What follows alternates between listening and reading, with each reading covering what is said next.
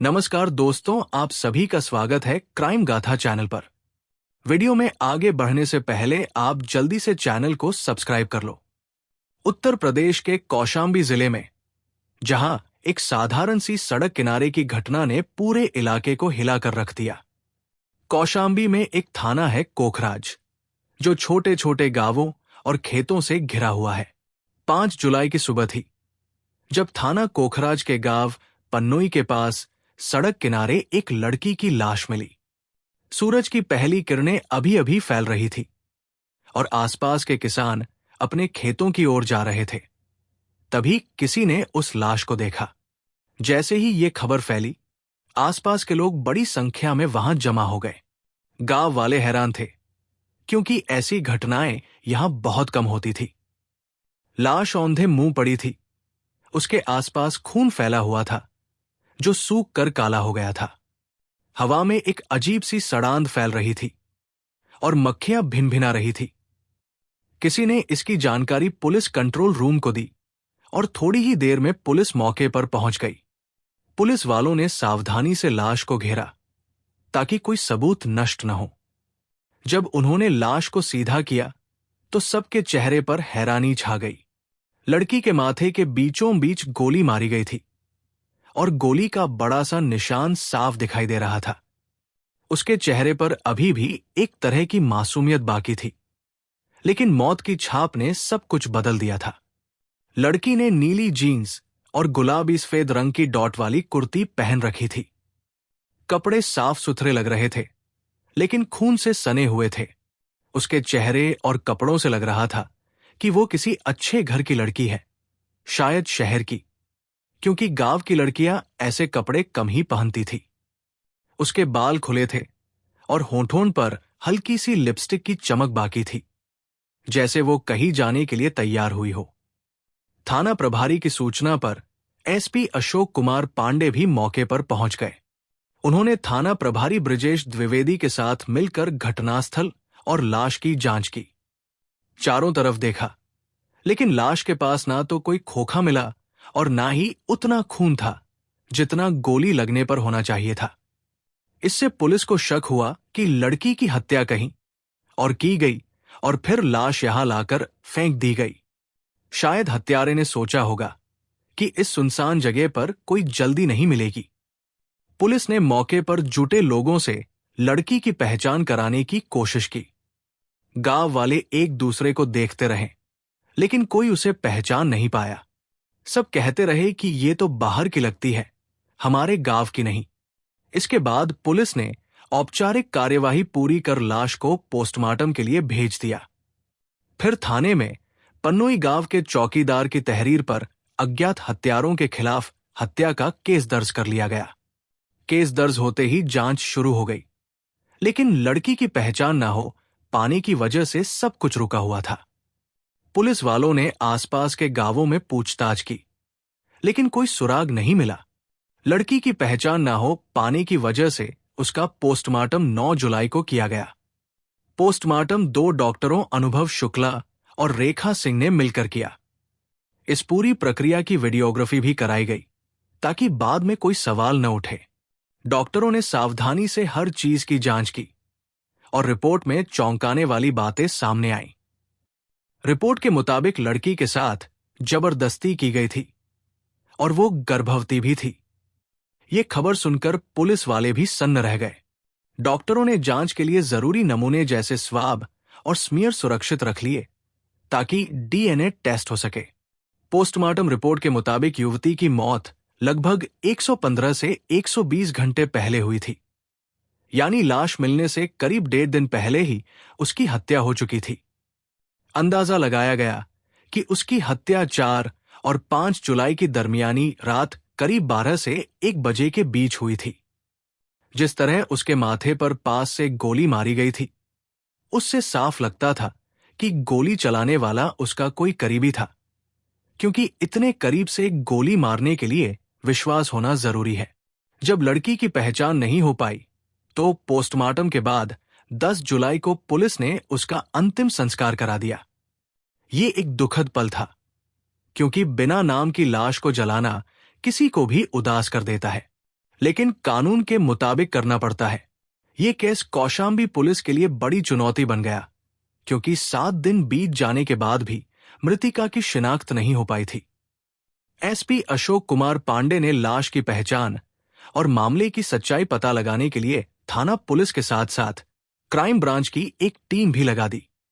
Team ने दिन रात काम किया, आसपास के थानों से मिसिंग रिपोर्ट्स चेक की, लेकिन कुछ नहीं मिला। घटना के 8 दिन बाद यानी 12 जुलाई को पुलिस ने लाश की तस्वीरें व्हाट्सएप, फेसबुक और बाकी सोशल मीडिया पर फैलाई। तस्वीरें वायरल होने लगी और लोग शेयर करते रहे। उसी दौरान किसी ने क्राइम ब्रांच को फोन करके बताया कि ये लाश हिना तलरेजा नाम की लड़की की है। उसका फेसबुक पर अकाउंट भी है। पुलिस के लिए ये जानकारी बहुत अहम थी। पुलिस ने हिना का फेसबुक अकाउंट चेक किया तो उसमें उसका पता और मोबाइल नंबर मिल गया। अकाउंट पर उसकी तस्वीरें थी, जहां वो मुस्कुराती हुई नजर आ रही थी, फैशनेबल कपड़ों में। जब पुलिस ने उस नंबर पर फोन किया तो वो बंद मिला। उसके बाद जब नंबर की लोकेशन ट्रेस की गई तो उसकी आखिरी लोकेशन इलाहाबाद के मीरापुर से लगे मोहल्ले दरियाबाद में मिली।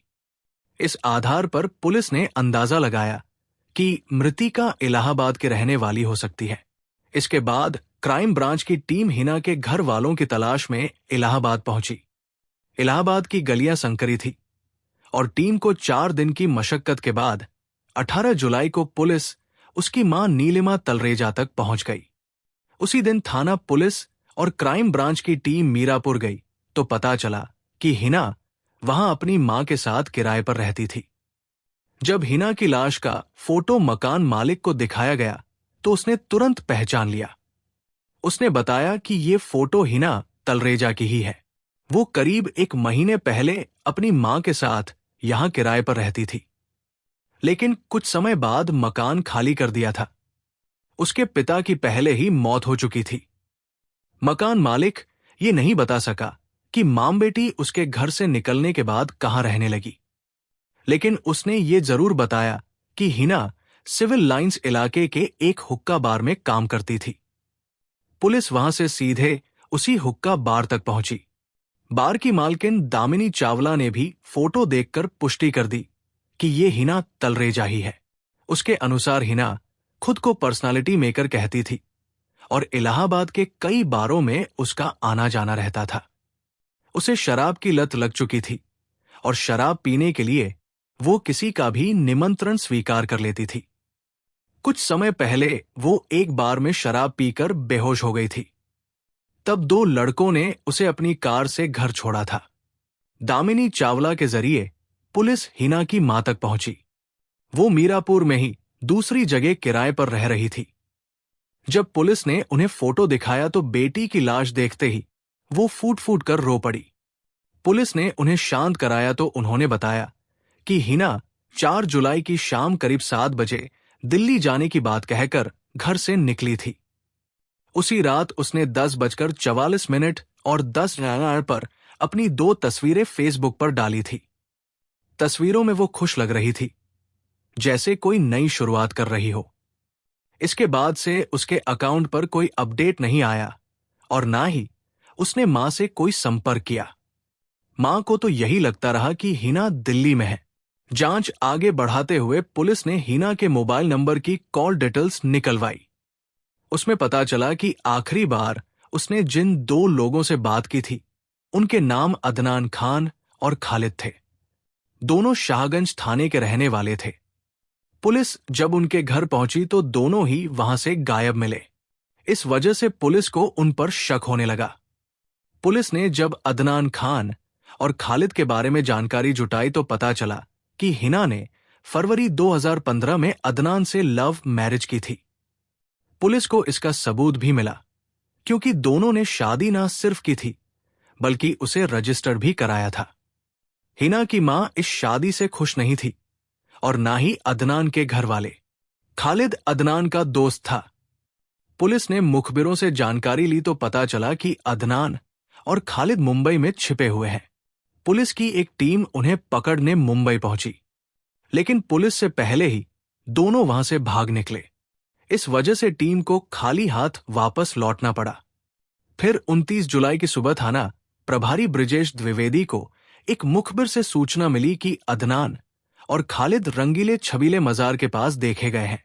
खबर मिलते ही थाना प्रभारी पुलिस बल के साथ मौके पर पहुंचे और मजार को चारों तरफ से घेर लिया। पुलिस ने जब मजार को घेरा तो वहां मौजूद 3 लड़के इधर उधर भागने लगे। उनमें से 2 तो भाग निकले, लेकिन एक पुलिस के हाथ लग गया। वो हट्टा कट्टा युवक अदनान खान निकला। उसे थाना कोखराज लाया गया। पूछताछ में उसने बिना ज्यादा घुमाए फिराए हिना की हत्या करने की बात कबूल कर ली। अदनान ने बताया कि उसने अपने 2 दोस्तों खालिद और विक्की के साथ मिलकर हिना की हत्या की थी। उसका कहना था कि हिना उसे बार बार ब्लैकमेल करती थी और उसकी जिंदगी मुश्किल बना दी थी।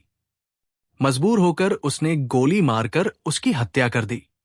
अदनान ने पुलिस को हिना के बारे में ये कहानी सुनाई। हिना तलरेजा 23 साल की थी और इलाहाबाद के मीरापुर मोहल्ले में रहती थी। वो रतन कुमार तलरेजा और नीलमा तलरेजा की इकलौती संतान थी। माँ बाप के लाड़ प्यार में पली बड़ी होने की वजह से वो बहुत जिद्दी स्वभाव की हो गई थी। उसकी हर ख्वाहिश पूरी होती थी। जो चाहती थी वही करती थी और माँ बाप ने कभी उसे रोका टोका नहीं। हिना न सिर्फ खूबसूरत थी बल्कि बहुत बोल्ड भी थी। उसका सपना था कि वो इतनी दौलत कमाए कि दुनिया की हर चीज उसके कदमों में हो। इसके लिए वो कुछ भी करने को तैयार रहती थी। पढ़ाई लिखाई के साथ साथ उसे फैशनेबल कपड़े पहनने और सजने संवरने का भी बहुत शौक था। उसने फैशन डिजाइनिंग का कोर्स भी किया था। इसी दौरान उसकी दोस्ती कुछ अमीर लड़कों से हो गई और वो अपना ज्यादातर समय उनके साथ बिताने लगी।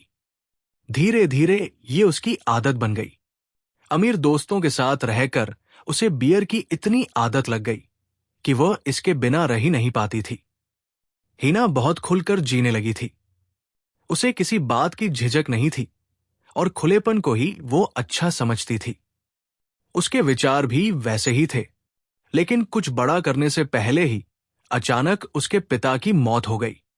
पिता के जाने के बाद उसे टोकने वाला कोई नहीं बचा। उसकी मां सीधी साधी थी और उनके कहने का हिना पर कोई असर नहीं होता था। वो वही करती थी जो उसका मन चाहता था। पिता की मौत के बाद हिना ने अपना खर्च चलाने के लिए सिविल लाइंस के एक हुक्का बार में नौकरी कर ली। पुलिस के मुताबिक हिना वहां आम कर्मचारियों की तरह नहीं रहती थी। कहा जाता है कि हुक्का बार में उसका रुतबा मालिक से भी ज्यादा था। उसका पहनावा, उसका बोलने का तरीका और उसका अंदाज वहां आने वाले बड़े बड़े अमीरजादों को भी पीछे छोड़ देता था। उसकी अदाएं और ग्लैमर ना सिर्फ लोगों को आकर्षित करते थे, बल्कि उन्हें उसके करीब ही ले आते थे। यही वजह थी कि हिना की दोस्ती शहर के कई रईसजादों से हो गई थी।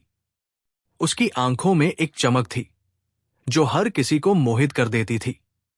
जब वो मुस्कुराती तो कमरे में एक अलग ही रोशनी फैल जाती। उसके होंठ नरम और गुलाबी थे और जब वो बात करती तो उसकी आवाज में एक मधुरता होती जो सुनने वाले को बांध लेती। उसके शरीर की बनावट ऐसी थी कि कपड़े उसके ऊपर खिलते थे और वो हर जगह केंद्र बिंदु बन जाती थी। लेकिन ये सब उसके लिए एक साधन था, अपनी महत्वाकांक्षाओं को पूरा करने का। इसी बीच अदनान खान उसकी जिंदगी में आया। अदनान 31 साल का था और एक रईस परिवार का बिगड़ा बेटा था। पुलिस के अनुसार उसके पिता अहमद खान शहर के बड़े कारोबारियों में से एक थे। अदनान पिता की कमाई दोस्तों पर उड़ाता था। खालिद और विक्की उसके खास दोस्त थे जो हर वक्त उसके साथ रहते और उसके अच्छे बुरे हर काम में उसका साथ देते थे। अदनान फेसबुक पर काफी एक्टिव रहता था। एक दिन उसने फेसबुक पर हिना की फोटो देखी तो वो उसे बहुत पसंद आ गई। फोटो में हिना एक पार्टी में थी। उसके बाल लहरा रहे थे और उसकी मुस्कान कैमरे को छू रही थी। जब उसने हिना का प्रोफाइल देखा तो ये जानकर खुश हुआ कि वो भी इलाहाबाद की ही रहने वाली है। प्रोफाइल में हिना का मोबाइल नंबर भी लिखा था।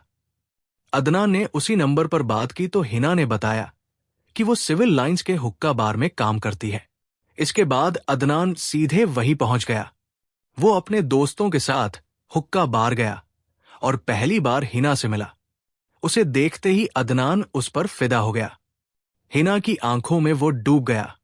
उसके शरीर की खुशबू ने उसे मदहोश कर दिया। इसके बाद वो रोज वहां जाने लगा। पहले दोनों में जान पहचान हुई, फिर दोस्ती हो गई। अदनान की पर्सनैलिटी अच्छी थी और वो पैसे वाले घर का बिगड़ा बेटा भी था, इसलिए हिना को भी उसमें दिलचस्पी हो गई। धीरे धीरे दोनों एक दूसरे के करीब आ गए और प्यार करने लगे। अदनान हिना को छूता तो उसके शरीर में एक कंपन होती और हिना की सांसें तेज हो जाती। वे घंटों बातें करते, एक दूसरे के स्पर्श का आनंद लेते, लेकिन सब कुछ नरम और रोमांटिक था। इसके बाद हिना अक्सर अदनान के साथ देखी जाने लगी। ये बात 2015 की है। जब अदनान और हिना का प्यार गहराया तो दोनों ने शादी करने का फैसला कर लिया। हिना हिंदू थी और अदनान मुसलमान। हिना की मां नीलमा इस रिश्ते के खिलाफ थी। अदनान के घर वाले भी इस शादी के लिए तैयार नहीं थे। ऐसे में दोनों ने घर वालों की मर्जी के खिलाफ जाकर मस्जिद में निकाह कर लिया। बेटी की इस हरकत से नाराज होकर नीलिमा ने उससे बात करना ही बंद कर दिया। हिना पहले से ही खुलकर जीने वाली थी, अब और ज्यादा आजाद हो गई, क्योंकि अब उसे रोक टोकने वाला कोई नहीं था। शादी के बाद पहला साल तो दोनों ने अच्छे से बिताया, लेकिन उसके बाद रिश्तों में खटास आने लगी। वजह यह थी कि हिना खर्च करने में बहुत आगे थी। अब अदनान को उसका खर्च उठाना मुश्किल लगने लगा था। शादी के बाद भी हिना हुक्का बार में काम करती रही, जबकि अदनान चाहता था कि वो नौकरी छोड़ दे। उसे हिना की ये बात बिल्कुल पसंद नहीं थी। इसके अलावा अदनान चाहता था कि हिना अपनी आदतें बदले और एक अच्छी बीवी की तरह रहे, लेकिन हिना अपनी मनमानी करती थी। अदनान उसे रोकने की कोशिश करता और इसी बात पर दोनों में झगड़े होने लगे। धीरे धीरे उनके रिश्तों में कड़वाहट बढ़ गई। आखिरकार एक दिन दोनों के बीच इतना झगड़ा हुआ कि वे अलग रहने लगे। हिना और अदनान के रिश्ते में कड़वाहट बढ़ने के बाद दोनों अलग हो गए थे। हिना की जिंदगी अब पहले से भी ज्यादा बेकाबू हो चुकी थी। वो अपनी आजादी को पूरी तरह जीना चाहती थी और इस आजादी में उसने सारी सीमाएं तोड़ दी। पति से अलग होने के बाद हिना ने शराब पीना शुरू कर दिया। जल्द ही उसे शराब की इतनी बुरी लत लग गई कि वो दोस्तों के साथ कभी भी कहीं भी शराब पीने चली जाती थी। उसका खुलापन अब बेपरवाही में बदल गया था। रातों को बार में बिताना, नए नए लोगों के साथ घूमना और कभी कभी अनजान लोगों के साथ रात गुजारना भी उसके लिए आम बात हो गई थी। उसकी मां नीलिमा, जो पहले ही उसकी शादी से नाराज थी, अब पूरी तरह टूट चुकी थी। वो अपनी बेटी को समझाने की कोशिश करती, लेकिन हिना पर उसकी बातों का कोई असर नहीं होता था। हिना की जिंदगी अब एक ऐसी राह पर थी जहां से वापसी मुश्किल लग रही थी। उसकी आंखों में अब भी वही चमक थी, लेकिन अब उस चमक में एक अजीब सी बेचैनी झलकती थी। वो हर रात नए सपनों के पीछे भागती, लेकिन सुबह होते ही उसे खालीपन महसूस होता। उधर अदनान ने चुपके से दूसरी शादी कर ली थी। वो अपनी नई जिंदगी में खुश रहना चाहता था, लेकिन हिना उसका पीछा नहीं छोड़ रही थी। दोनों का तलाक नहीं हुआ था और हिना को जब अदनान की दूसरी शादी की खबर मिली तो वो आग बबूला हो गई। उसने गुस्से में कोहना पुलिस चौकी में अदनान के खिलाफ शिकायत दर्ज करा दी। जब अदनान को इसकी खबर मिली तो वो घबरा गया। उसने हिना से माफी मांगी और किसी तरह उसे शांत करने की कोशिश की, लेकिन हिना ने साफ कह दिया कि वो अदनान के साथ ही जीना और मरना चाहती है। अगर उसने ऐसा नहीं किया तो वो उसकी जिंदगी नरक बना देगी। हिना की इस धमकी ने अदनान को और परेशान कर दिया। वो हर वक्त डर में जीने लगा। उसकी दूसरी पत्नी को भी शक होने लगा था कि अदनान का हिना से अब भी कोई रिश्ता है। वो अदनान पर पूरी तरह हक जताती थी और किसी भी हालत में उसे खोना नहीं चाहती थी। अदनान भी अपनी दूसरी बीवी को खोना नहीं चाहता था, लेकिन हिना की धमकियां और उसकी लगातार पैसे की मांग ने उसे तंग कर दिया था। वो समझ चुका था कि हिना इतनी आसानी से उसका पीछा नहीं छोड़ेगी। अदनान की जिंदगी अब दोराहे पर थी। एक तरफ उसकी नई पत्नी थी, जिसके साथ वो एक नई शुरुआत करना चाहता था, और दूसरी तरफ हिना थी, जो उसकी जिंदगी को हर पल मुश्किल बना रही थी। हिना की मांगे बढ़ती जा रही थी। वो बार बार पैसे मांगती, उसे नई नई जगहों पर घुमाने की जिद करती। अदनान को लगने लगा था कि हिना उसे ब्लैकमेल कर रही है। वो उसकी दूसरी शादी को कभी स्वीकार नहीं करने वाली थी। इस डर और परेशानी ने अदनान के दिमाग में एक खतरनाक विचार जन्म दे दिया। उसने सोच लिया कि हिना को हमेशा के लिए रास्ते से हटाना ही एकमात्र रास्ता है। यह फैसला आसान नहीं था, लेकिन वो अब इतना तंग आ चुका था कि उसे और कोई रास्ता नजर नहीं आ रहा था। अकेले इस काम को अंजाम देना मुश्किल था, इसलिए उसने अपने दोस्तों खालिद और विक्की को इस योजना में शामिल कर लिया। दोनों उसके खास दोस्त थे, जो हमेशा उसके अच्छे बुरे कामों में साथ देते थे। अदनान ने उन्हें पूरी बात बताई और दोनों ने उसकी मदद करने के लिए हामी भर दी। फिर तीनों ने बैठकर हिना की हत्या की पूरी योजना बनाई। योजना इतनी सटीक थी कि कोई शक न कर सके। अदनान ने एक पिस्तल खरीद ली ताकि काम को जल्दी और साफ सुथरे ढंग से अंजाम दिया जा सके। 4 जुलाई 2017 की शाम को अदनान ने हिना को फोन किया और उसे दरियाबाद बुलाया। हिना को उस वक्त कोई शक नहीं हुआ। वो अदनान से मिलने के लिए उत्साहित थी। उसने अपनी मां नीलिमा से कहा कि वो दिल्ली जा रही है और जल्द लौट आएगी। नीलिमा ने उसे बहुत समझाने की कोशिश की, लेकिन हिना अपनी जिद पर अड़ी रही। उसने अपनी नीली जीन्स और गुलाबी सफेद डॉट वाली कुर्ती पहनी, अपने बाल संवारे और हल्का मेकअप किया। उसकी आंखों में एक चमक थी, जैसे वो किसी खास मौके के लिए तैयार हो रही हो।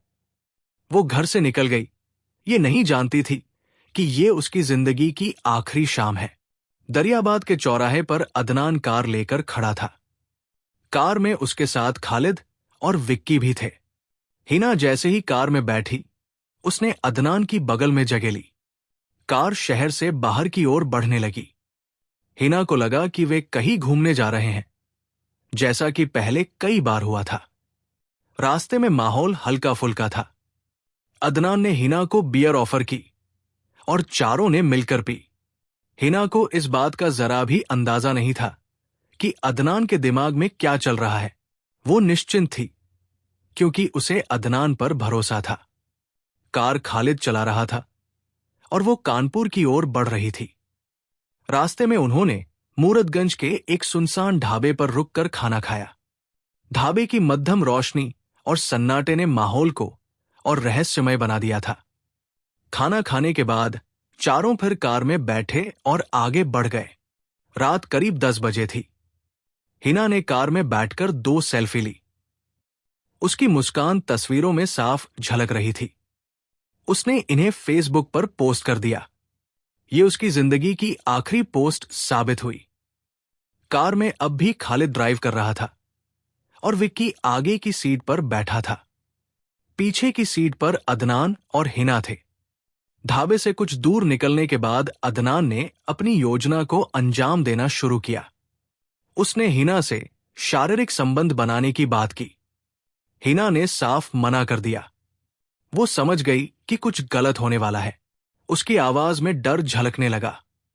अदनान को उसका इनकार बर्दाश्त नहीं हुआ। वो बौखला गया और चलती कार में ही हिना के साथ गलत हरकत करने लगा। उसका स्पर्श अब प्यार भरा नहीं था, बल्कि हिंसक और ठंडा था। खालिद और विक्की भी इस हरकत में शामिल हो गए। दोनों ने बारी बारी से हिना के साथ जबरदस्ती की। हिना बुरी तरह घबरा गई। उसने जोर जोर से चीखना शुरू किया, लेकिन सुनसान सड़क पर उसकी आवाज गूंजकर खामोश हो गई। स्थिति बिगड़ते देख अदनान और घबरा गया।